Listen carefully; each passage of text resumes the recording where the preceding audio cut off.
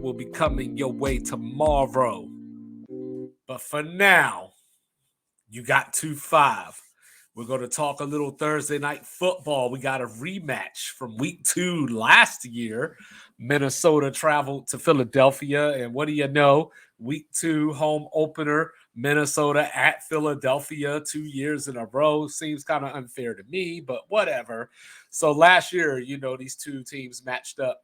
And we saw Philadelphia win 24-7.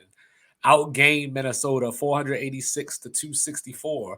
Kirk Cousins with 3 picks, sacked twice, QBR of 22.7. Darius Slay with 2 interceptions. What's going to make tomorrow any different? Well, for one, James Bradbury's out. Reed Blankenship's out. Fletcher Cox is questionable. So Philly has some defensive issues, to say the least. They didn't look so great against New England, even though I attribute that to Philly being Philly. They usually jump out to these early leads and then take their foot off the gas, or there's just so many possessions in a game that their opponent gets other chances with the ball because they move so quickly up and down the field. Last week, the key to this game is, can Minnesota run last week against Tampa Bay? 11 for 34 was the number for Alexander Madison, taking over for Dalvin Cook. Last year against Philly in general, Minnesota ran it for 62 yards. So I'm looking at this, and I just don't see a path for Minnesota to win this game, even if Kirk Cousins goes crazy. I just don't know that they can get a stop on Philadelphia. Like, if you go back to last year, Philadelphia ran for 162 yards, 163 yards against Minnesota, with 57 of those coming from Jalen Hurts. Miles Sanders was the leading rusher at 80 yards, but he's gone in Carolina now. So, but DeAndre Swift, I think, provides a lot of the same stuff that Miles Sanders gave you.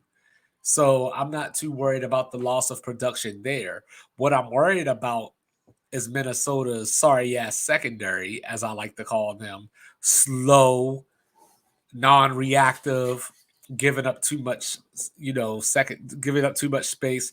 Now, with that being said, we do have Justin Jefferson 25 yards away from becoming the quickest person to get the 5,000 receiving yards, passing Odell Beckham on that list. So your spread on this game, 7 points, over under is 49. So I'm going to take Philly to cover. I'm going to take the under. So we're going to go 27-16. I got Philadelphia winning. Jalen Carter unleashed last week with 6 pressures and a sack. So just because Fletcher Cox isn't there, there's always somebody waiting in the chamber. TJ Edwards is gone. I think that Minnesota ran into the issue that I brought up in our preview season. I talked about how they won so many close games last year that in the NFL, that doesn't tend to translate year to year.